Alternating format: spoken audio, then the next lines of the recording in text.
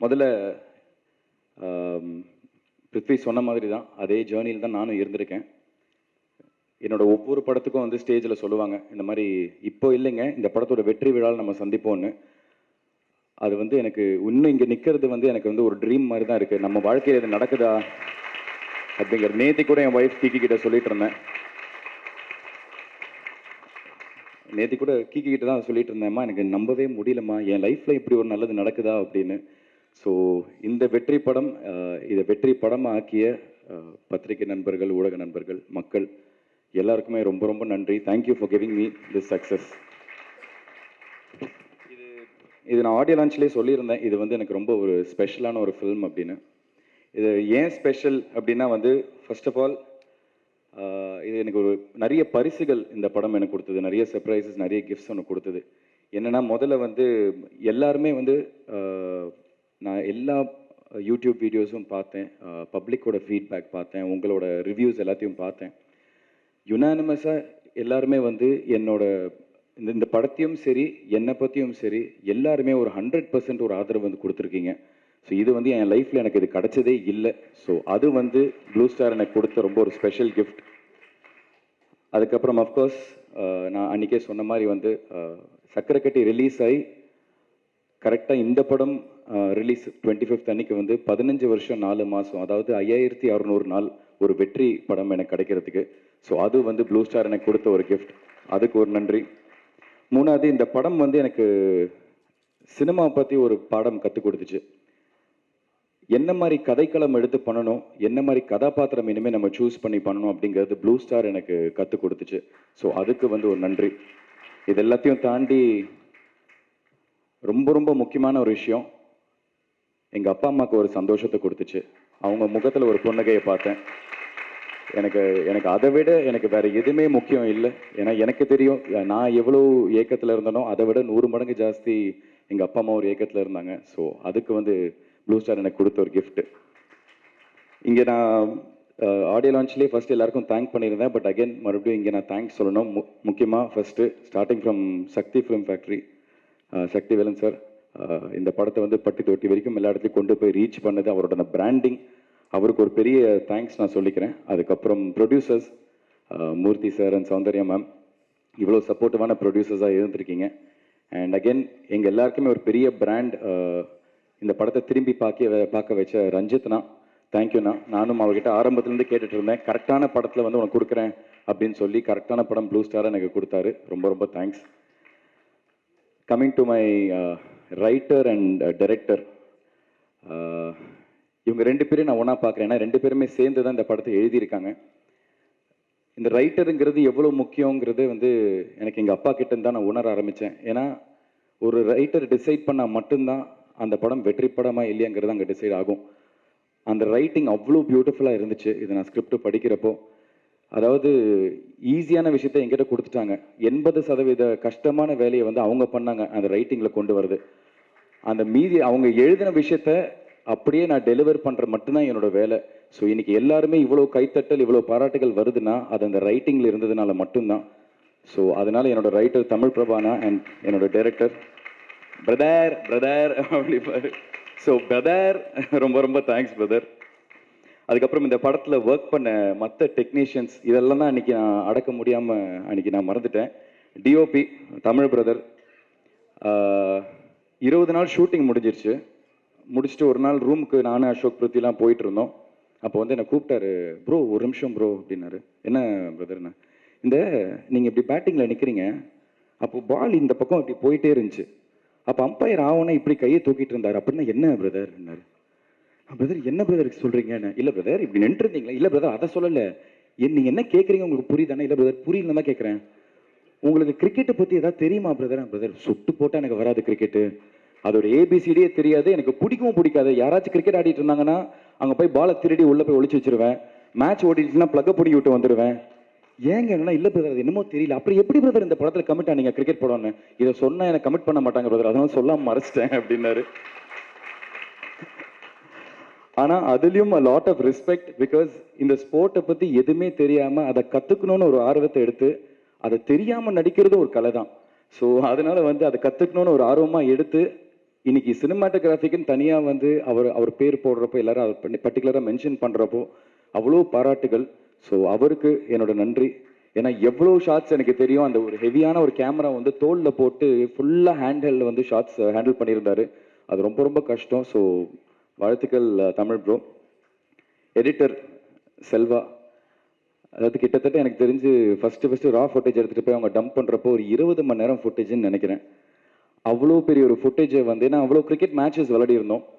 So அவ்வளோ பெரிய ஒரு ஃபுட்டேஜை வந்து ஒரு 3 மணி நேரத்துக்குள்ளே சுருக்கி அதை என்கேஜிங்காக இன்ட்ரெஸ்டிங்காக மக்களுக்கு கொண்டு போய் கொடுத்துருக்கீங்க. ரொம்ப ரொம்ப தேங்க்ஸ் பிரதர். அண்ட் ஃபஸ்ட்டு வந்து எங்களுக்கு ஃபீட்பேக் செல்வா அவர்கிட்ட இருந்தான், இந்த படம் வந்து எல்லாருக்குமே ஒரு பெரிய படமாக வரும் அப்படின்னு. ஸோ ரொம்ப நன்றி brother. Music director of course Govind வசந்தோட சாங்ஸ்னால தான் வந்து இன்னைக்கு ஃபஸ்ட்டு இந்த படம் வெளியில் போய் பட்டி தொட்டி வரைக்கும் போய் ரீச் ஆயிருக்குன்னா அது கோவிந்த் வசந்தா அவரோட சாங்ஸ் தான். அவருக்கு பக்கபலமாக இருந்த அறிவு பிரதர், ரொம்ப ரொம்ப அவருக்கு நன்றி. என்னோட படத்தில் பாடின எல்லா சிங்கர்ஸ் அண்ட் எல்லா மியூசிஷியன்ஸ் எல்லாருக்குமே.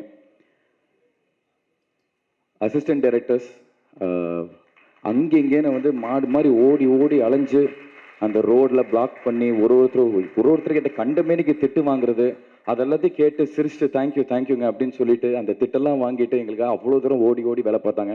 ஏன்னா ஒரு சின்ன ஆம்பியன்ஸில் நடக்கிற படம் இல்லை, ஒரு ஜாகிரபியை பேஸ் பண்ணி அவ்வளோ பெரிய இடத்துல வச்சு எடுக்கிற ஒரு படம். ஸோ பயங்கரமாக அவங்க உழைச்சிருக்காங்க. ஸோ அந்த அசிஸ்டன்ட் டைரக்டர்ஸ், அதுக்கப்புறம் எல்லாருமே டெக்னிக்கல் க்ரூலேருந்து லைட்டை தூக்குன லைட்மேன்லேருந்து ப்ரொடக்ஷனில் வேலை பார்த்த அண்ணா அக்கா எல்லாருக்குமே ஒரு பெரிய நன்றி. எல்லாருக்குமே ஒரு பெரிய ஒரு உழைப்பு போட்டிருக்காங்க இந்த படத்தில். அப்புறம் முக்கியமாக blue star boys and alpha boys,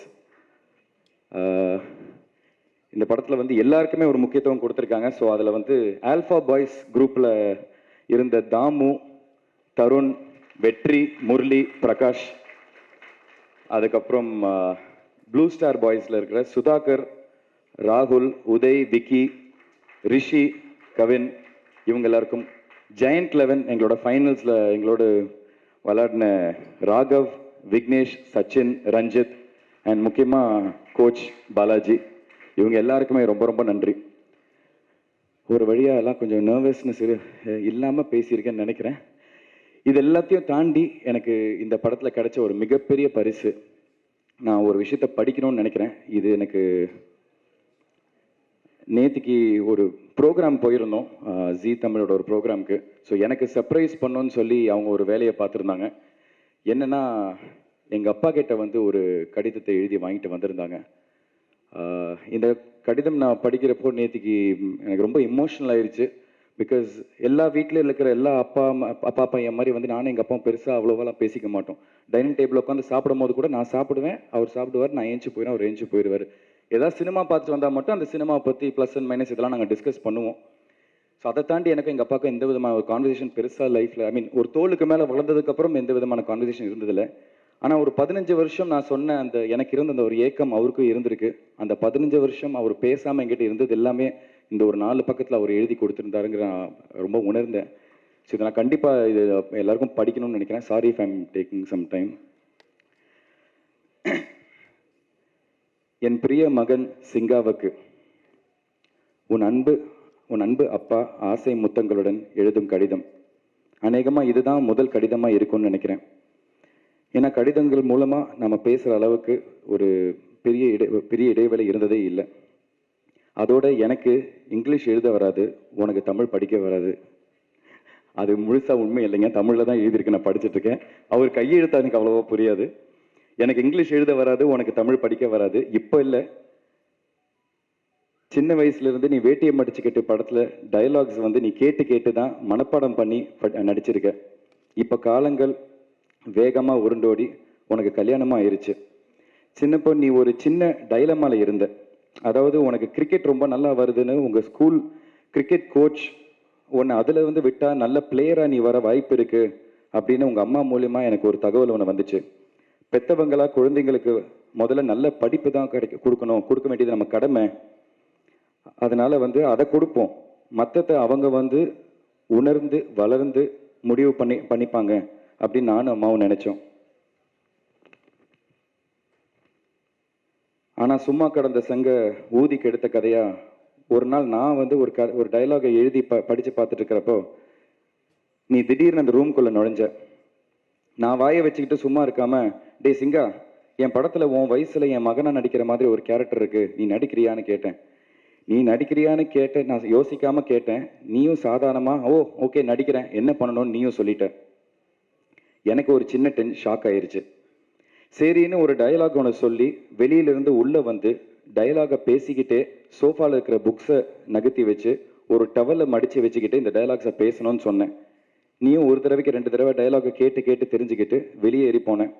நான் ஆக்ஷன்னு சொன்ன உடனே டயலாகை பேசிக்கிட்டே உள்ளே வந்து அந்த டவலை மடித்து வச்சுக்கிட்டு அந்த சோஃபாவில் இருக்கிற புக்ஸை எடுத்து வச்சுட்டு ஓகேயான்னு கேட்டேன்.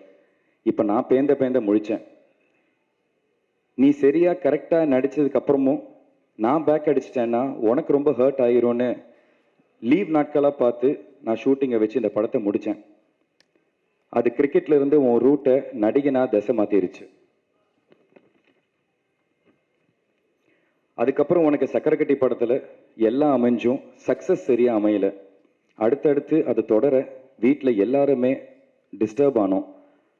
ஆனால் நானும் மம்மியும் உனக்கு கரெக்டான டேலண்ட் இருக்குது, தன்னம்பிக்கையை மட்டும் விட்டுறாதேன்னு நாங்கள் உன்னை என்கரேஜ் பண்ணிக்கிட்டே இருந்தோம். நீயும் விட்டுறக்கூடாதுன்னு அப்பப்போ கொஞ்சம் சோர்ந்து போவேன், ஆனால் விடாமல் ஹார்ட் ஒர்க் பண்ணிக்கிட்டே இருந்த. உன் முதல் இன்ட்ரெஸ்ட் கிரிக்கெட்டாக இருந்து அது மிஸ் ஆகியிருந்தும் டச்சு விடாமல் அப்பப்போ விளையாடிக்கிட்டே இருந்த. இப்போ ப்ளூ ஸ்டார் திரைப்படத்தில் ஒரு கிரிக்கெட் பிளேயராக உனக்கு ஒரு கேரக்டர் கிடச்சி படமும் சக்ஸஸ் ஆகி பேசப்படுற அளவுக்கு, பேசப்படுற ரேஞ்சுக்கு உனக்கு பேரும் புகழும் இன்னைக்கு கிடச்சிருக்கு. உன் உழைப்புக்கும் திறமைக்கும் கரெக்டான களம் அமைச்சு உன்னை தூக்கி விட்டவங்க தயாரிப்பாளர்கள் பா ரஞ்சித்னா, உன்னோட டைரக்டர் ஜெயக்குமார், உன் கூட நடித்த கோ ஆக்டர்ஸ் அண்ட் இந்த படத்தோட மொத்த டெக்னீஷியன்ஸ் எல்லாருக்கும் என்னோட மனமார்ந்த நன்றியை நான் தெரிவிச்சுக்கிறேன். நீயும் இதை எந்த உயரத்துக்கு போனாலும் நன்றியோட இதை மனசில் பிடிச்சி வச்சுக்கோ, பதிச்சு வச்சுக்கோ சார். நான் கிழக்கே போகும் ரயில் படத்தில் ஹீரோவுக்கு கவிதை மாதிரி ஒரு வசனம் எழுதியிருந்தேன். எல்லாருக்கும் நேரம் வரும் தெரிஞ்சுக்கோ, நல்லவருக்கே நிலைச்சிருக்கும் புரிஞ்சுக்கோ, கல்லாருக்கும் செல்வம் வரும் தெரிஞ்சுக்கோ, காப்பாற்றதான் புத்தி இருக்கணும் புரிஞ்சுக்கோ, இதை மனசில் என்றைக்குமே பத்திரமா பூட்டி வச்சுக்கோ, வெற்றிகள் உன்னை தொடரட்டும், வாழ்த்தி வணங்குகிறேன். மொத்த குழுவுக்கும் நன்றி. அன்புடன் கே பாக்யராஜ். இது எனக்கு ரொம்ப இமோஷனல் ஆயிருச்சு. ஏன்னா எனக்கு நல்லா ஞாபகம் இருக்குது, எங்கள் அம்மா என்கிட்ட சொல்லியிருக்காங்க, எங்கள் அப்பா வந்து கண்ணீர் விட்டுருக்காரு. நான் நிறைய பேர் வந்து லான்ச் பண்ணியிருக்கேன், நான் நிறைய பேருக்கு வந்து ஒரு பெரிய லைஃப் கொடுத்துருக்கேன். ஆனால் என்னால் வந்து என் பையனுக்கு வந்து அந்த விதமான ஒரு பிரேக்கை கொடுக்க முடியலையேன்னு. ஸோ அன்றைக்கி நான் யோசிச்சுட்டே இருந்தேன், எனக்கு ஒன்றும் பெரிய வெற்றிலாம் வேணாம், அந்த கண்ணீரை துடைக்கிற அளவுக்கு ஒரு சக்ஸஸ் எனக்கு கிடைச்சா போதும், அவர் சிரித்து ஒரு நாள் நான் பார்க்கணும், எனக்கு அது போதும்னு. அது இன்னைக்கு ப்ளூ ஸ்டார் மூலமாக எனக்கு கிடச்சிருக்கிறது எனக்கு ரொம்ப ரொம்ப சந்தோஷமாக இருக்குது. அதை நான் ரொம்ப மனப்பூர்வமாக நம்புகிறேன். ஸோ இது மனசார ஒரு விஷயம் சொல்கிறேன், உங்கள் எல்லாருக்குமே, இங்கே இருக்கிற எல்லாருக்குமே ரொம்ப ரொம்ப ரொம்ப நன்றி. இது நான் என்றைக்குமே கண்டிப்பாக ரஞ்சித்னா, ப்ரொடியூசர்ஸ் ஜெயினா, தமிழ் பிரபானா, நான் என்றைக்குமே இந்த நன்றி நான் மறக்கவே மாட்டேன். பேசணும்னு நினச்சேன், இவ்வளோ மனசுக்குள்ளே நிறைய விஷயங்கள் இருந்துச்சு, அதனால தான் இவ்வளோ நேரம் டைம் எடுத்துக்கிட்டேன். ரொம்ப சாரி. பத்திரிகை நண்பர்கள் எல்லாருக்குமே ரொம்ப நன்றி, மக்களுக்கு ரொம்ப ரொம்ப நன்றி.